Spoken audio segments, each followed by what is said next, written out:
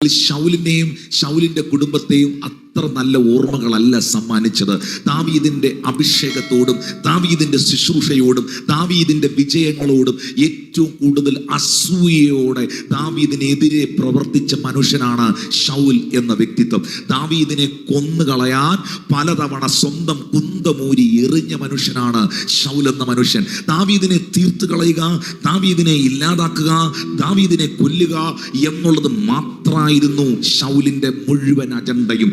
എന്നാൽ ശൗലിന്റെ മകളായ മീഖൾ എന്നൊരു സഹോദരിയെ ദാവീദ് വിവാഹം കഴിച്ചു. ദാവീദിന്റെ ഭാര്യ മീഖളായിരുന്നു. ആ മീഖളും തൻ്റെ സ്വന്തം ഭാര്യയും തനിക്ക് കൊടുത്ത അനുഭവങ്ങൾ ഒത്തിരി വേദനാജനകമാണ്. പഞ്ഞിനൂൽ വസ്ത്രം ധരിച്ച് പട്ടണത്തിന്റെ നടുവിൽ നിന്ന് പെട്ടകത്തിന്റെ മുമ്പിൽ നിന്ന് നൃത്തം ചെയ്യുന്ന ദാവീദിനെ മട്ടുപ്പാവിൽ നിന്ന് കാണുന്ന മീഖൾ ഹൃദയത്തിൽ പരിഹസിച്ചു. ഇങ്ങേരൊരു രാജ്യത്തിലെ രാജാവല്ലേ, ഇത്രയും പ്രധാനപ്പെട്ട ഒരു മനുഷ്യനല്ലേ, ഈ ഇദ്ദേഹം എന്തിനാണ് ഈ പെട്ടകത്തിന്റെ മുമ്പിൽ നിന്ന് നൃത്തം ചെയ്യുന്നതെന്ന് ഹൃദയത്തിൽ മീഖളിന് തോന്നിയതിന്റെ കാരണം അവളുടെ പ്രൈഡാണ്, അവളുടെ അഹന്തയാണ്, അവളുടെ അഹങ്കാരമാണ്. ഞാൻ രാജാവിന്റെ മകളാണ്, ഞാൻ രാജാവിന്റെ ഭാര്യയാണ്. ഓ ഹല്ലേലൂയ, മനസ്സിലായില്ല. ഒന്ന്, ഞാൻ രാജാവിന്റെ മകളാണ്. ശൗൽ രാജാവായിരുന്നു, ഞാൻ രാജാവിന്റെ മകളാണ്. ഇപ്പോൾ ഞാൻ രാജാവിന്റെ ഭാര്യയാണ്.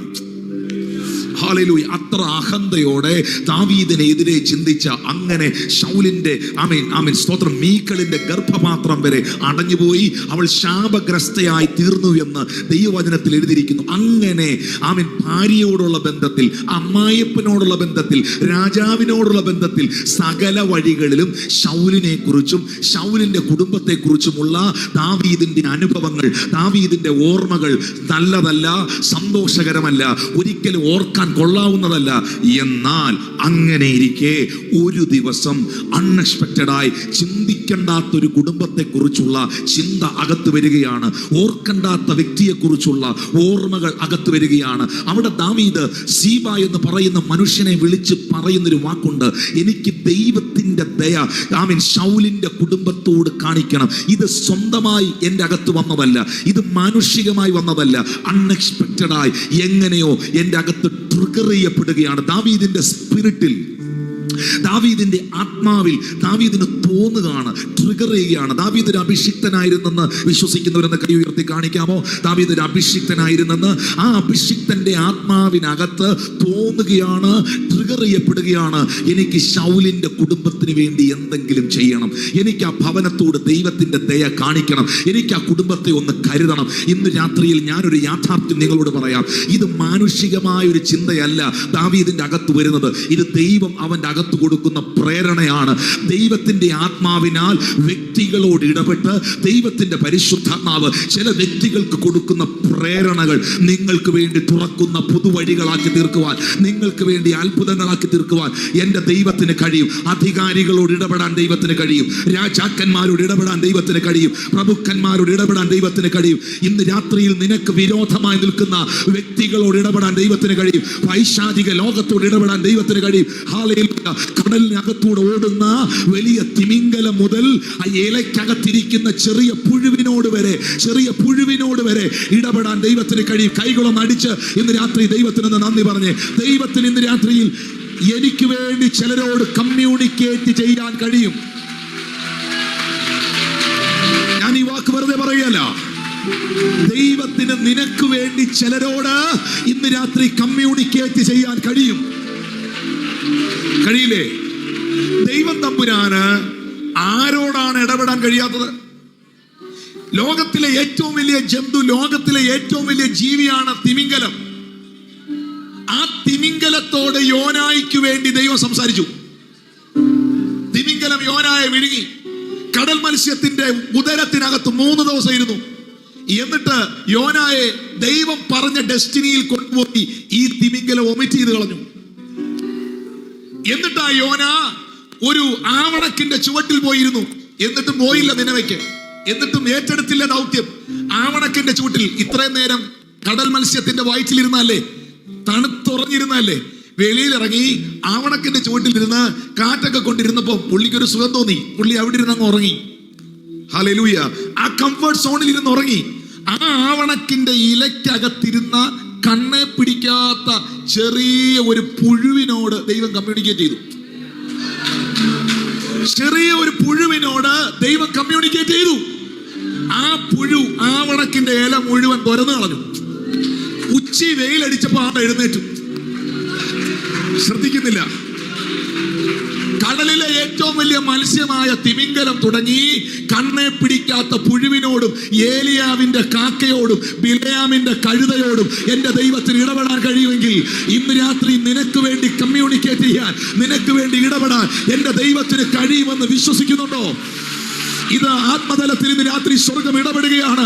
എനിക്ക് വേണ്ടി സംസാരിക്കാൻ, എനിക്ക് വേണ്ടി റെക്കമെൻഡ് ചെയ്യാൻ ഈ ഭൂമിയിൽ ഒരു മനുഷ്യനും ഇല്ലെങ്കിലും, എനിക്ക് വേണ്ടി എഴുന്നേറ്റത് ചിലത് പറയാൻ എനിക്കാരില്ലെങ്കിലും, എനിക്ക് സ്വർഗത്തിൽ ഒരു അപ്പായുണ്ട്, എനിക്കൊരു ദൈവമുണ്ട് എന്ന് വിശ്വസിക്കുന്നവർ ശബ്ദമുയർത്തി ദൈവത്തിന് നന്ദി പറ.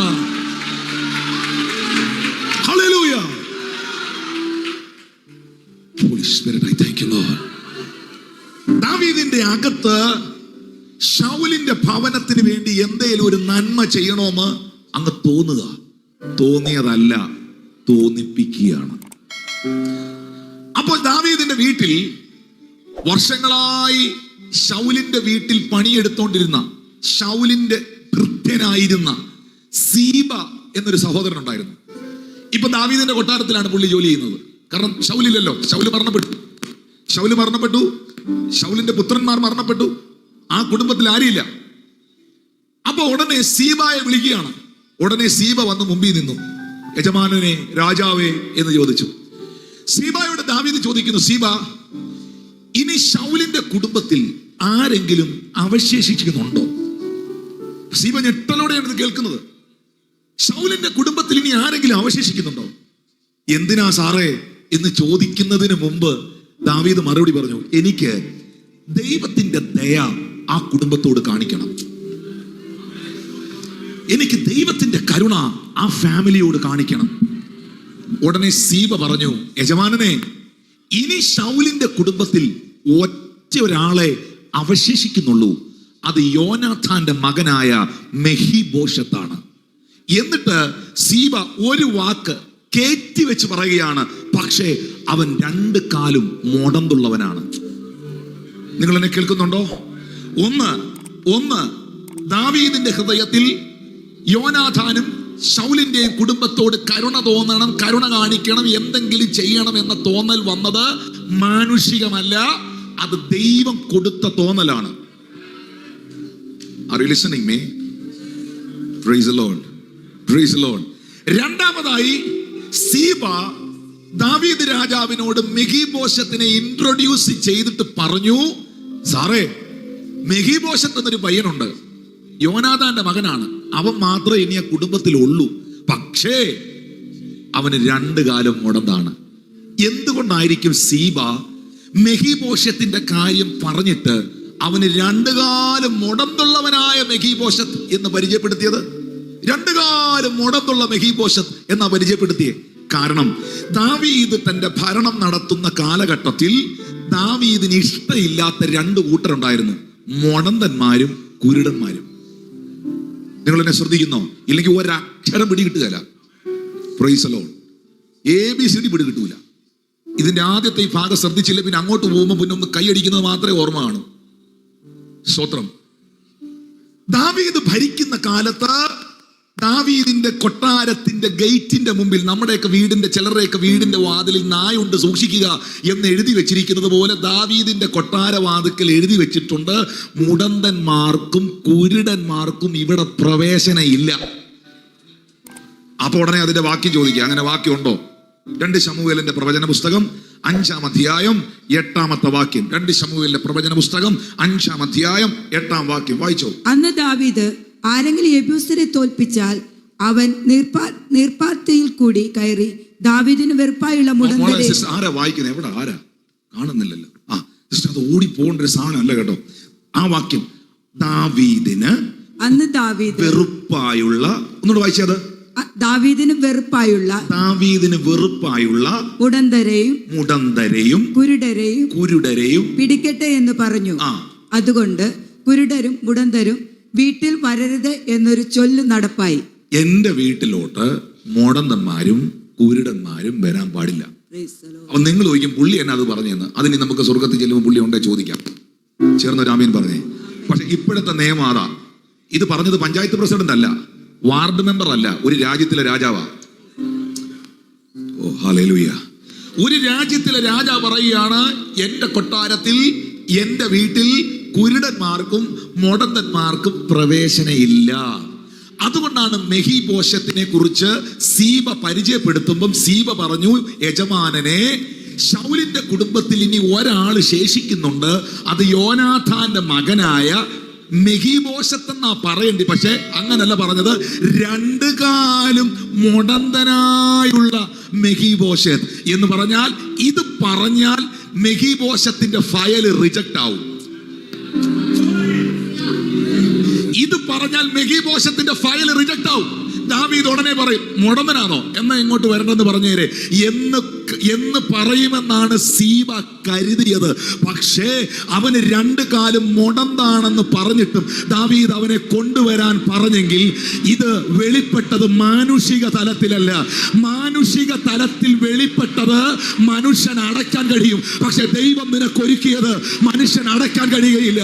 ഒന്നും കൂടെ ആവർത്തിക്കാം, മാനുഷിക തലത്തിൽ സ്വന്തം കഴിവ് കൊണ്ട് വെളിപ്പെട്ടത് അടയ്ക്കാൻ കഴിയും, ഒതുക്കാൻ കഴിയും. എന്നാൽ ദൈവം തന്നെ സ്നേഹിക്കുന്നവർക്ക് ഒരുക്കിയിട്ടുള്ളത് കണ്ണ് കണ്ടിട്ടില്ല, ചെവി കേട്ടിട്ടില്ല, ഒരു മനുഷ്യന്റെ ഹൃദയത്തിലും തോന്നിട്ടില്ല. എത്ര പേർക്ക് പറയാൻ പറ്റും, എന്റെ ദൈവം തുറന്ന വഴിയെ ഒരു ശക്തികൾക്കും അടയ്ക്കാൻ കഴിയത്തില്ല. എന്റെ ദൈവം തുറന്ന വാതിലിനെ ഒരു മന്ത്രവാദിക്കും, ഒരു ആഭിചാരകനും, ഒരു പൈശാചിക ശക്തിക്കും, ഒരു അസൂയക്കാരനും അടയ്ക്കാൻ കഴിയത്തില്ല എന്ന് വിശ്വസിക്കുന്നവർ ആ കരങ്ങൾ അടിച്ച് ഇന്ന് രാത്രി ദൈവത്തിന് നന്ദി പറ. In the name of Jesus. Shakamana darbar khatana gatarasiya.